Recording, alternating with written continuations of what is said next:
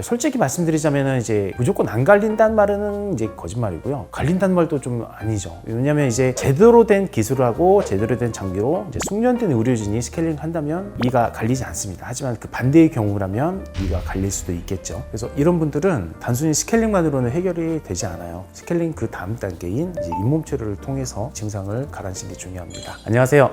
여러분의 미소를 리셋시켜주는 부산 리셋치과 원장 라인채입니다. 병원을 찾는 환자분들이 가장 궁금해하신 것이 뭔지 아세요? 바로 스케일링을 1년에 한 번만 받으면 괜찮겠죠? 입니다. 스케일링 횟수부터 스케일링만으로 잇몸 건강을 지킬 수 있는지에 대한 질문 정말 저희가 많이 받는데요. 과연 스케일링만으로 가능한 일일까요? 오늘은 이제 이 스케일링에 대한 진실과 함께 정말 꼭 필요하지만 많은 분이 간과하시는 잇몸 치료에 대해 솔직하게 한번 말씀드려보고자 합니다. 많은 분들이 그 스케일링을 하면 이제 이가 갈려가지고 이가 시린다고 걱정을 많이 하세요. 근데 이런 말이 정말 맞을까요? 솔직히 말씀드리자면 이제 무조건 안 갈린다는 말은 이제 거짓말이고요. 갈린다는 말도 좀 아니죠. 왜냐면 이제 제대로 된 기술하고 제대로 된 장비로 이제 숙련된 의료진이 스케일링 한다면 이가 갈리지 않습니다. 하지만 그 반대의 경우라면 이가 갈릴 수도 있겠죠. 치석은 이제 치아 표면에 굉장히 단단하게 붙어있는 세균 덩어리들하고 이제 포함된 것들인데 이런 것들은 일반 칫솔질로는 제거가 되지가 않아요. 그리고 치석이 있는 부위는 세균이 서식하기 좋은 환경이 돼서 염증이 이제 쉽게 또 발생하기도 하죠. 치석을 제거하는 과정에서 치아 표면에 미세한,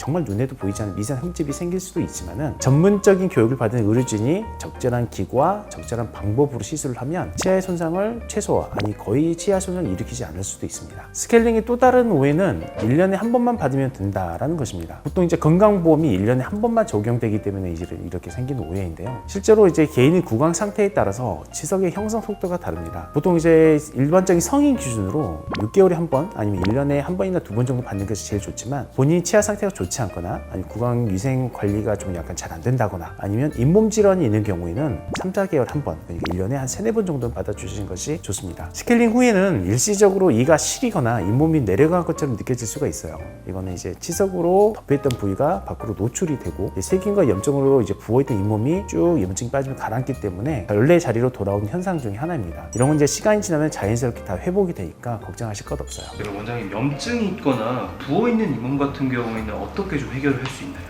염증이나 부어있는 잇몸 같은 경우는 대부분 가볍게 염증이 있는 경우는 이제 스케일링하고 필요하면 약 처방해서 약 드시고 하면 대부분 해결할 수가 있습니다. 근데 이제 염증이 좀 심하게 진행이 돼서 치은염이 아니라 이제 치주염, 뼈까지 진행된 염증 같은 경우는 단순히 스케일링이나 약 처방으로는 힘들고요. 거기에 더해서 이제 잇몸 치료가 들어가야 됩니다. 이제 치주 치료라고 하죠. 염증을 가라앉히고 치주염이 더 이상 진행되지 않게 막을 수가 있습니다. 그래서 평소에 이제 생활을 하실 때 아침에 자고 일어나는 입에서 텁텁한 냄새가 많이 나신다든지 양치를 할 때 피가 좀 자주 이제 묻어 나온다든지 씹을 때 뭔가 치아가 좀 흔들리는 느낌이 있다든가 아니면 찬 거를 들 때 찌른 증상이 좀 계속 지속된다 그러면 요거는 이제 잇몸병 진행 단계일 수 있어요. 그래서 이런 경우에는 꼭 병원에 오셔가지고 정확한 진단을 받아보고 거기에 맞는 정확한 치료를 받는 게 중요합니다. 그래서 이런 분들은 단순히 스케일링만으로는 해결이 되지 않아요. 스케일링 그 다음 단계인 이제 잇몸 치료를 통해서 증상을 가라앉히는 게 중요합니다. 원장님, 잇몸 치료가 정확히 뭔가요? 제가 한번 좀 보여드려 볼게요. 보시면 이제 여기 치아 모형이 있죠. 보면은 스케일링을 하면 잇몸과 이제 치아 이 경계 부분 여기 위쪽만 이제 보통 치석과 이제 플라그들이 제거가 돼요. 근데 잇몸병이 심하게 진행된 분 그리고 염증이 심한 분들은 여기 아니라 요 안쪽까지 치석이 진행이 됩니다. 근데 이제 잇몸 속에 들어있기 때문에 잘 몰라요. 왜 잇몸이 자주 붓지? 이렇게만 이제 생각을 하시는 거죠. 잇몸 속에 들은 치석을 제거하는 게 이제 잇몸 치료라고 생각하시면 됩니다. 제거를 어떻게 하냐면 여기에 대해 제가 조그맣게 조금 이렇게 마취를 좀 하고요. 이게 이제 그 잇몸 치료할 때 주로 쓰이는 큐렛이라는 기구예요. 이걸 잇몸 속에 집어넣어서 치석을 딱 잡고 떼내는 겁니다. 사각사각 이렇게 해서 안쪽에 있는 치석을 떼내고 치석을 떼내고 나면은 이제 잔여물들이 남거든요. 치아 표면에 아주 자잘자잘한 잔여물이 있는데 그거를 이제 날을 이용해서 치아 표면을 이제 부드럽게 이제 이렇게 다듬어 주는 거죠. 이런 과정이 이제 잇몸 치료라고 생각하시면 됩니다. 눈에 보이지 않는 치석인데 어떻게 좀 제거를 할 수가 있나요? 눈에 보이지 않기 때문에 손의 감각에 의존하는 그 느낌이 있습니다. 여기 안쪽에 치석이 있다고 생각하면 이걸 쏙 넣어서 치석 기접이 되고 이걸 딱 떼냅니다. 그러면 한 덩어리가 뚝 떨어져 나오거든요. 이게 은근히 쾌감이 있어요. 딱 떼내고 나면 이제 이 안쪽에서 잔여물들이 있는데 사각사각 사각사각하면은 점점 매끈매끈해지거든요. 여기 또 재밌습니다. 그래서 사각사각 해놓고 나면 이제 안쪽에 치석이 제거되고 안쪽에 그 세균들이 없어지기 때문에 잇몸 분노부도 가라앉고 건강하게 바뀌는 거죠. 그럼 이제 반대로 이런 잇몸 치료가 좀 필요 없는 경우도 있나요? 잇몸이 이제 너무 건강해서 이상적으로 생기신 분들은 이제 필요 없을 수가 있죠. 아까 말씀드렸듯이 잇몸 속에 치석이 들어가지 않거나 잇몸 속에 플라그들이 들어가지 않아서 건강하신 분들은 굳이 잇몸 치료 필요 없고 잇몸 바깥에 있는 치석만 제거해주는 스케일링만 하셔도 충분합니다. 근데 이제 본인 나이가 30대 이후고 중년을 향해 가다 보면은 대부분은 잇몸병을 가지고 있어요. 저도 있거든요. 이런 분들은 꼭 병원에 오셔서 뭐 필요하면 엑스레이 촬영도 하고 스케일링 받으면서 혹시 잇몸 염증이 잇몸이 발견되면 잇몸 치료를 같이 동반해서 받으시는 게 잇몸 건강을 지키는 방법입니다. 근데 어떤 분들께서는 치과에 가서 잇몸 치료 해달라고 했는데 안 해도 된다라고 얘기를 하셨다고 하더라고요. 근데 그런 안 해도 된다는 건 정말 안 해도 되는 건지 아니면 귀찮아서 안 해주는 건지 원장님 어떻게 생각하시나요?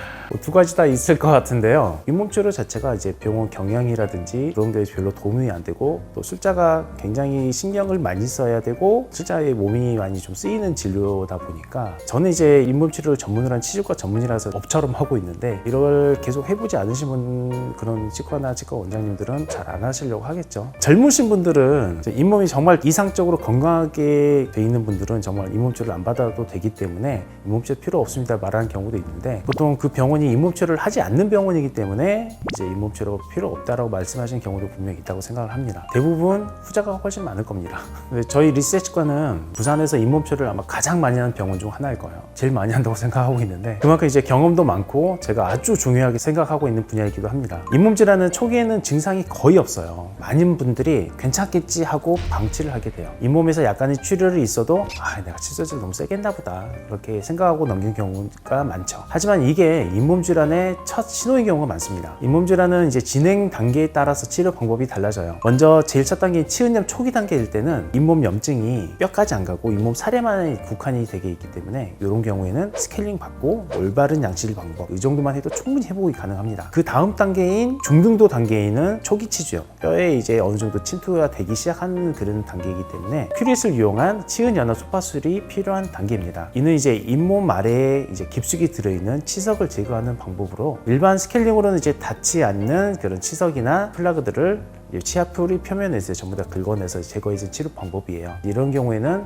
통증이 좀 나타날 수 있기 때문에 가벼운 국소 마취가 좀 필요할 수가 있죠. 마지막으로는 이제 가장 심각한 진행성 치주염 단계입니다. 이때는 치은 방지 소파술이라고 해서 잇몸 수술이 필요한 단계입니다. 더 심각한 잇몸 질환에 사용되는 방법으로 감염된 잇몸 조직을 제거한 치료예요. 그래서 부분 마취 후에 진행이 되고 치료 후에 한 일주일에서 2주 정도의 회복 기간이 좀 필요합니다. 중요한 점은 저희는 환자분들이 다른 치료를 받으러 오셨을 때도 잇몸 상태를 같이 확인하고 같이 잇몸 치료를 같이 해드리는 경우가 많습니다. 예를 들어서 이제 임플란트나 크라운 치료를 위해 오신 분들의 잇몸 상태를 확인을 하고요. 필요한 경우에는 잇몸 치료를 먼저 진행을 하는 거죠. 이는 이제 그 뒤에 들어오는 후속 치료의 성공률을 높이는 데 매우 중요하기 때문에 저희 병원을 찾는 환자분들에게 꼭 잊지 않고 권해드리고 있어요. 원장님께서 잇몸 치료를 이제 권하셨을 때 환자분들께서 오히려 그거 돈 더 받으려고 하는 거 아니냐 뭐 이런 반응은 없나요? 저희 병원 오셔서 잇몸 치료를 처음 권유받고 처음 받으신 분들이 이제 잘 모르시기 때문에 그게 어떤 거냐라고 물어보시는 분도 많고 이거 필요 없는 건데 꼭 해야 되는 거 아니냐라고 물어보신 분도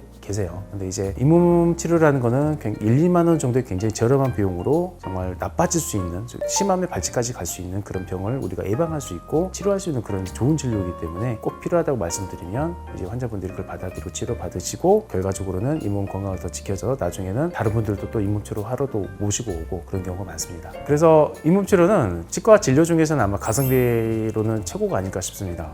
아마 끝판왕이죠. 왜냐면 이걸 안 하면 그 다음 단계는 이제 임플란트로 바로 갈 수가 있거든요. 근데 이거를 예방하거나 아니면 그 기간을 상당히 늦출 수 있다는 그런 전제하에서는 가성비로 최고의 진료가 아닐까 싶습니다. 그럼 잇몸 치료를 미루면 주로 어떤 문제가 좀 생기나요?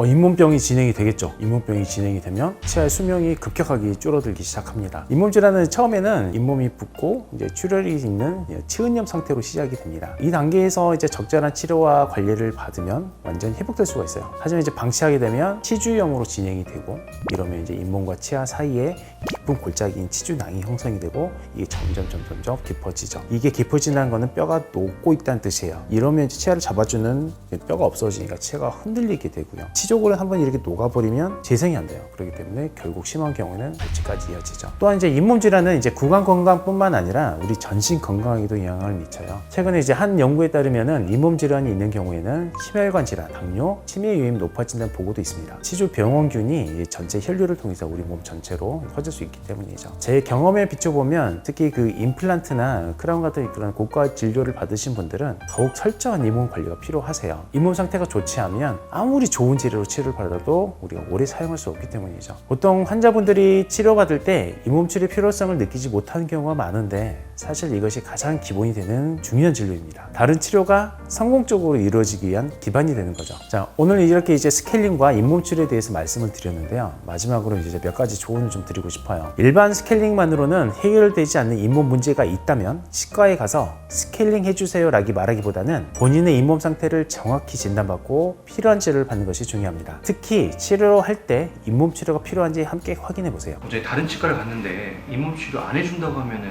어떻게 하나요? 저한테 오십시오.